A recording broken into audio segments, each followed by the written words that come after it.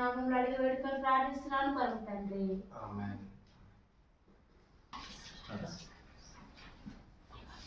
దేవుడికి మహిమ కలుగును. Praise lord. హల్లెలూయా. కీర్తన గ్రంథము 36వ అధ్యాయము 7వ వచనము. దేవా, నీ కృప ఎంతో అమూల్యమైనది, నరులు నీ రెక్కల నీడన ఆశ్రయించుచున్నారు. చూడండి, ఇక్కడ చూసినట్లయితే దేవుని కృప ఎంతో అమూల్యమైనది, దేవుని కృప ఎంతో ఉన్నతమైనది. ఇక్కడ ఏమంటున్నాడు? దేవా, నీ కృప ఎంతో అమూల్యమైనది, నరులు నీ రెక్కల నీడన ఆశ్రయించుచున్నారు. అవును, ఆయన రెక్కలకి మనకు ఆశ్రయం కలుగుతుంది. ఆయన రెక్కల నీడన మనకు విజయం దొరుకుతుంది, సమాధానం దొరుకుతుంది. ఇక్కడ ఏమంటున్నాడు? మళ్ళీ కింద చదువుదాం. ఆశ్రయం కలుగుతుంది. 8వ వచనం చూడండి. నీ మందిరం యొక్క సమృద్ధి వలన వారు సంతృప్తి నొందుచున్నారు. దేవుని మందిరంలో సంతృప్తి ఉందంట, సమాధానం ఉందంట. ఇక్కడ దేవా, నీ కృప ఎంతో అమూల్యమైనది, నరులు నీ రెక్కల నీడన ఆశ్రయించుచున్నారు. అదే చూడండి, 91 కీర్తన కూడా ఏమంటాడు? నీ రెక్కల చాటున అంటున్నాడు. ఆమేన్. హల్లెలూయా. మరి చూడండి, 91 కీర్తన ఏమంటాడు చూడండి.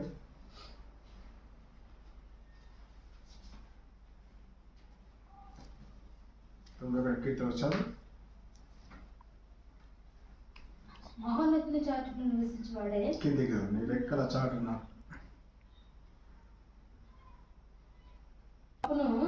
ఆయన రెక్కల క్రింద నీకు ఆశ్రయం కలుగును. ఆయన సత్యము కేడమును దారుణై ఉన్నది. రాత్రి వేళ కలుగు భయముకైనను, పగటి వేళ ఎగురు బాణముకైనను, చీకటిలో సంచరించి తెగులుకైనను, మధ్యాహ్నమందు పాడుచే రోగములకైనను నువ్వు భయపడకు. హల్లెలూయా. నీ ఏ సమయంలో భయపడకుండా ఉండాలంటే ఆయన రెక్కల కింద నీకు ఆశ్రయం కలగాలి.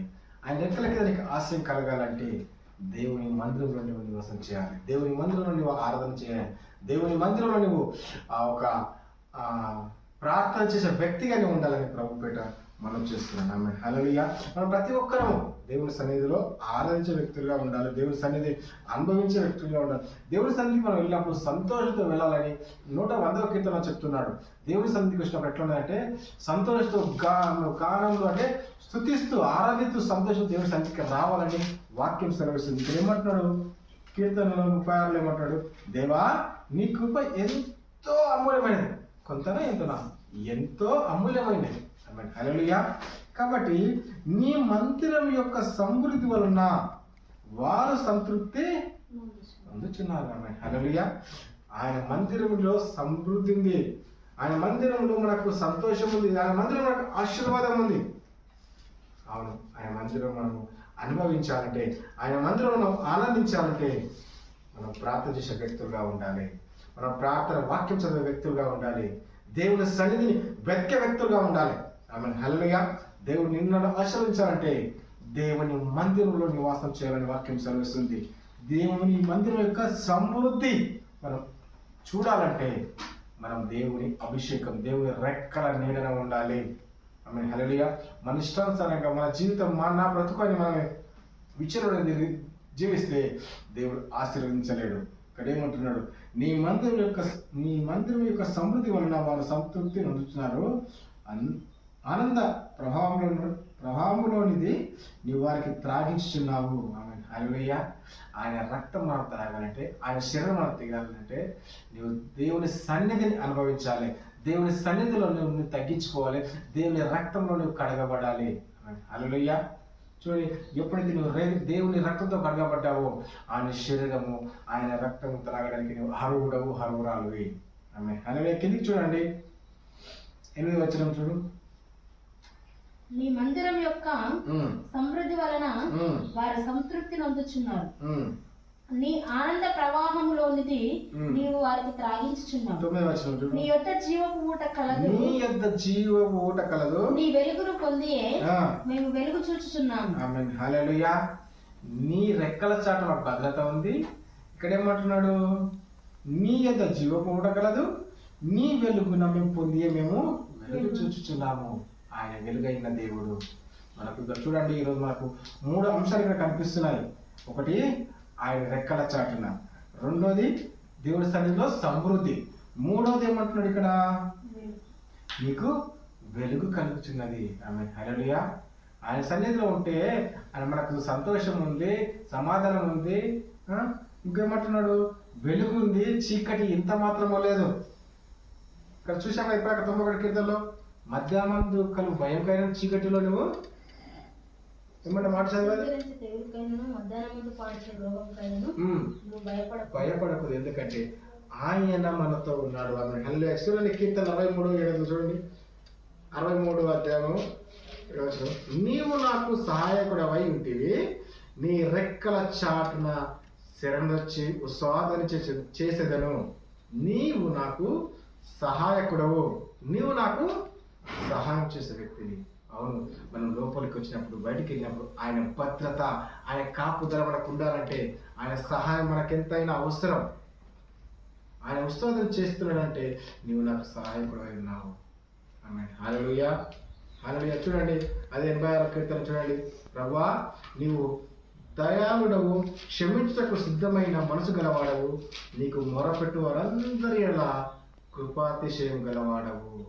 దేవుడికి మొరపెట్టు వారందరినీ దేవుడు క్షమించే దేవుడు, దేవుడు ప్రేమించే దేవుడు. ఇది నీకేం చెప్తాడంటే దేవుడి రెక్కల చాటులోనే ఉంటే దేవుడిని క్షమిస్తాడు, ప్రేమిస్తాడు. ఆయన వెలుగులో మనం ఉండాలి. ఏమంటున్నాడు?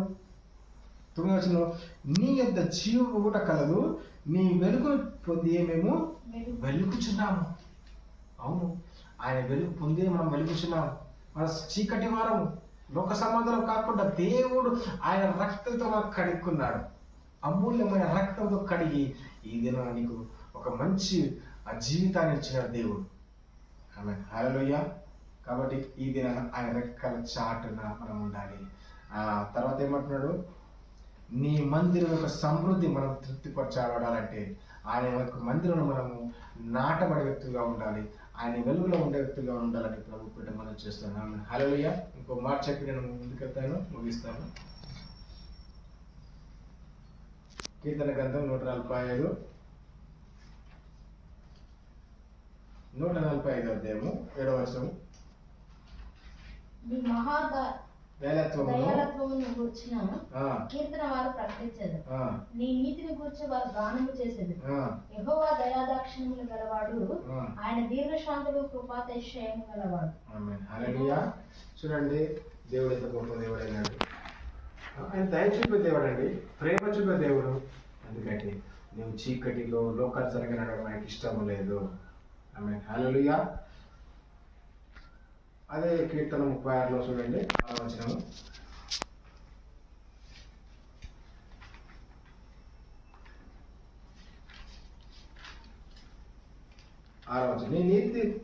నీ నీతి దేవుని పర్వతములతో సమానము, నీ న్యాయ విధులు మహాకాలములు. యెహోవా నరులను జంతువులను రక్షించేవాడు నీవే. నరులను జంతువులను ప్రతిదాన్ని రక్షించేవాడు దేవుడైనాడు. ఆమె హల్లెలూయా. యెషయా గ్రంథం నాటుగా 10వ అధ్యాయం నాటుడు పర్వతములు తొలగినను మెట్టల దత్తలు నా కృపని విడిచిపోదు.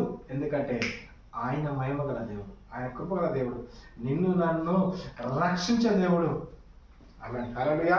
కాబట్టి ప్రతి ఒక్కరూ ప్రార్థన చేసే వ్యక్తులుగా ఉండాలి, ప్రతి ఒక్కరూ దేవుని సన్నిధి అనుభవించే వ్యక్తులుగా ఉండాలి, ప్రతి ఒక్కరు దేవుని సన్నిధిలో ఉండాలి, ప్రతి ఒక్కరు దేవుని సన్నిధిలో ఉండి దేవుని దీవెనలు పొందుకోవాలి. ఆయన వెలుగులో ఉండాలంటే ప్రార్థన చేసే వ్యక్తులు మనం ఉండాలని ప్రభు పేట మనం చేస్తున్నాం. దేవుని వాక్యం దీవించి ఆశ్రయించేవాక. ఆమేన్. హల్లెలూయా. ప్రార్థన చేసుకుందాం. దయగల తండ్రి, నమ్మకం దేవ, కృపాసత్య సంపూర్ణానికి వందనాలు, నీకు స్తోత్రం చెల్లిస్తున్నాను. ఈ కొద్ది మాటలు ప్రభా తండ్రి నీకు స్తోత్రము తండ్రి, మాకు ఆశీర్వాదకరంగా దీవెనకరంగా నుంచి వందనాలు, నీకు స్తోత్రం చెల్లిస్తున్నాను. అవును ప్రభా, నీ సన్నిధి మేము ఆశీర్వాదం మేము చూడాలంటే ప్రభా మేము నీ రెక్కల చాటున ఉండాలి. ప్రభా నీకు స్తోత్రం. నీ సన్నిధి మేము అనుభవించాలంటే మేము ప్రార్థన పరువులో ఉండాలి తండ్రి. పరిశుద్ధాత్మ నీ వెలుగులో మేము ఉండాలంటే పరిశుద్ధాత్మ దేవానికి స్తోత్రములు, వాక్యం చదివే వ్యక్తులుగా మేము ఉండాలి. నీకు స్తోత్రం. ఆ అభిషేకం మాకు దయచేయండి తండ్రి. నీకు స్తోత్రం. ఏ భయము కానీ ఆందోళన కానీ దిగులు కానీ మాకు ఉండకుండా ప్రభా నీ కృప దయచేయండి ప్రభా. నీ కృప మా కుటుంబాల చుట్టూ మా పిల్లల చుట్టూ వేస్తున్నాను ఉండునుగాక ప్రభా. ప్రతి విధమైన దృష్టిని కాడ వేసి తొలగించండి. నీ అభిషేకము దయచేయండి ప్రభా. నీ అభిషేకం మాకు దయచేయండి. నీ అభిషేకం మాకు దయచేసి నమ్ముతూ మా ప్రభు రక్షకుని యేసుక్రీస్తు నామములో అడిగి ప్రార్థిస్తున్నాం తండ్రి. ఆమేన్. ఆమేన్. ప్రభు యేసు సంపూర్ణ విజయం కలుగు. ఆమేన్.